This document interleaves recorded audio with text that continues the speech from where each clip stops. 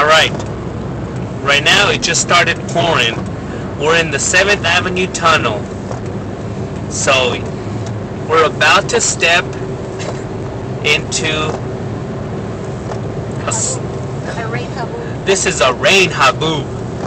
Check it out. Ready? Here you go! Oh man, this is intense. You can't even see it. This is torrential rain. Told you about I-10 flood. It's alright, go.